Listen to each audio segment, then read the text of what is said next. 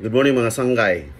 And now I'm going to present into this video yung mga basic health and safety building construction. Last time nagkapagbigay ako ng tip doon sa mga mag-uumpisa ng building construction projects. Ngayon bibigay lang ako ng yung at least 10 lang ng mga tips sa health and safety construction. Ito pinaka-importante Pero hindi kakasya sa 5 minutes na video ko yung talagang discussion sa health and safety, pero at least magkaroon kayo ng information doon sa mga basic na mga tips. So unang-una lang, personal protective equipment or tinatawag natin PPE. Ito pinaka-basic yan to pagpapasok sa construction site ka. Dapat meron kang hard hat, may safety glasses, may mga vests, gloves, of course safety shoes, etc. PPE. Number 2, hazard communication. Yung employer ay responsible doon sa pagbibigay ng isang malinaw at saka concise na impormasyon doon sa mga hazardous na materials, mga flammable na mga material na meron kayo sa construction site. Dapat may mga label ng mga containers, may mga safety data sheets na kung saan may papaalam sa lahat, at saka dapat may training sa mga workers doon sa proper na handling and storage of those hazardous substances. Number 3, fall protection. Yung construction workers dapat ay mabigyan ng protection system. Guardrails, safety nets, makita niyo pagka dumadaan kayo sa malaking building may mga safety net, at saka yung mga personal fall arrest system. Especially kung magtatrabaho ka sa mga matataas na mga lugar, working at certain heights. Number 4, scaffolding safety. Ay paggagawa ng scaffolding, hindi lang basta-basta. It should have to be properly constructed. May mga structural analysis pa ngayon na dapat na safe yung scaffolding mo. Dapat may maintenance doon sa scaffolding, na dapat safe yung platform na kung saan nandun yung mga workers natin. Siyempre, meron din dapat regular inspection. Meron dapat training doon sa safety ng pag-assemble, paggamit, at saka pag-dismantle ng mga scaffold. Number 5, ladder safety. Kasi yung mga workers laging gumagamit ng ladder.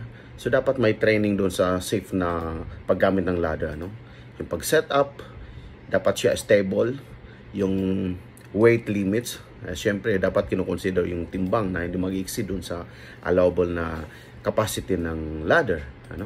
And then you have electrical safety. Makikita natin yan lalo sa mga small time na construction, kung dugtong dito, tinatawag nilang octopus na connection. So dapat may proper grounding.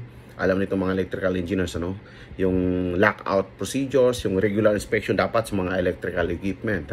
Very crucial ito para sa pag-prevent ng electrical accidents. Yung workers dapat may proper na training sa safety practices doon sa related sa mga working around live wires. Number 7, excavation and trenching safety. Kung mayroon kayong excavation, dapat may protective system.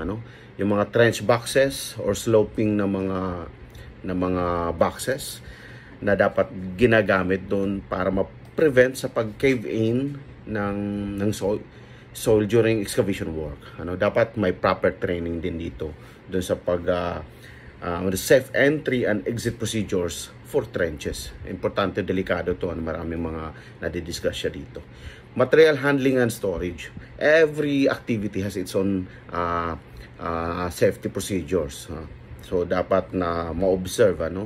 So, example na lang, proper lifting techniques, yung paggamit ng mechanical aids, yung mga safe storage practices na dapat na ino-observe para makapag-prevent ng, of course, injuries, accidents due to, let us say, falling objects. Number 9, fire safety.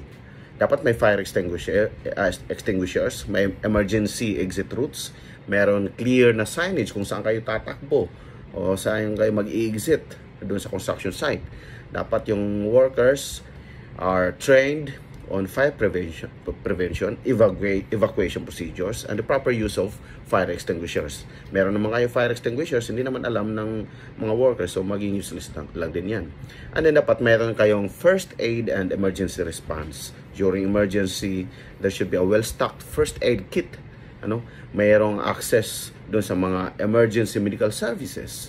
Dapat may mga trained personnel na mag-administer o gagawa doon sa first aid na essential sa construction site. Meron na kayang first aid kit, wala naman mga trained personnel, magiging nonsense lang din yung mga nakahanda yung first aid kit.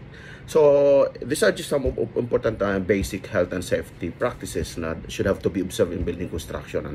So sabi ko nga kanina, hindi to kasya sa isang 5-minute na presentation.